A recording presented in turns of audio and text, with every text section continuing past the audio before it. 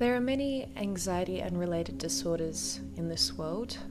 It is unfortunate, but psychologists have pinpointed a few causal factors in the areas of biology, psychology, and as well as social factors. So what causes anxiety and its related disorders? Well, in previous videos, we had a look at panic disorders, generalized anxiety disorders, phobic disorders such as agoraphobia, social and specific phobias, post-traumatic stress disorder, and obsessive-compulsive disorders. All of these disorders are influenced in part by biological, psychological, and social factors. So, biological factors.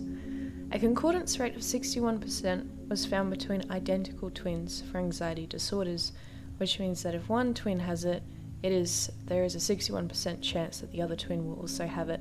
It doesn't matter if you separate them or if they grow up separately, they will still have a concordance rate of 61%. And in contrast, if you have a fraternal twin, there's only a 4% chance that you will inherit what they have. There was also an analysis which revealed that 61% of the population variance in panic disorders and 44% of the population variance in agoraphobia was found to have a strong genetic component. So even though these are pretty strong numbers, they're far from 100% and indicate that environmental, psychological, and social factors also play a major role. So let's have a look at some psychological factors. Now there are three main parts we're going to have a look at, namely the psychodynamic, the role of learning, as well as cognitive. So Sigmund Freud believed that neurotic anxiety resulted from unacceptable impulses which threaten to overwhelm the ego's defenses and explode into conscious or action.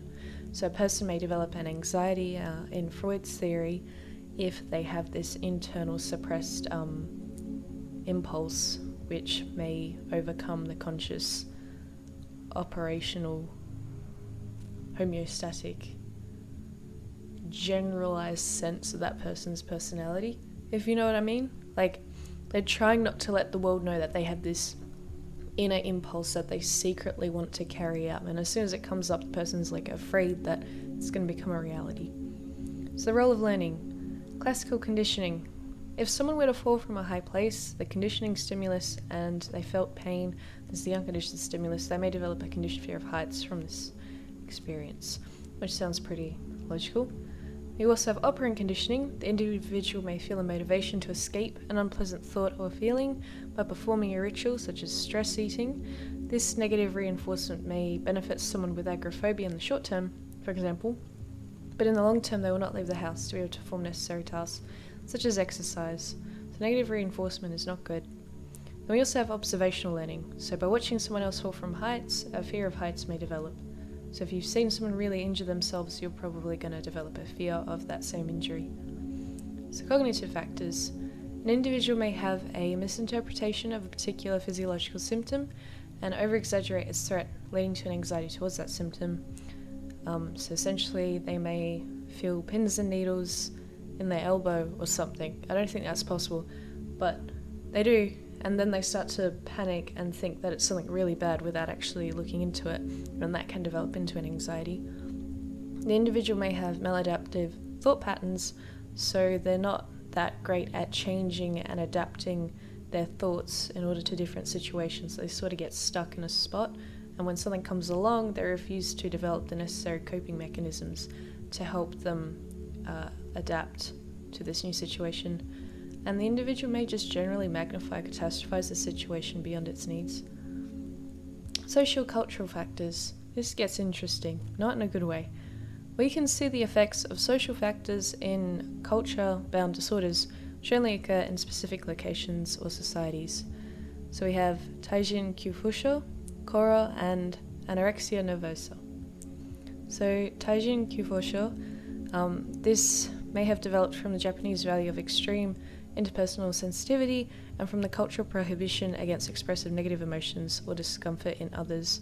So people with Taijin Kivosho, they develop this extreme anxiety of just upsetting other people, of showing discomforting facial expressions, eye contact, offensive odors, blushing, blemishes on the face, or, any facial expression that may offend anyone, and it does get quite extreme.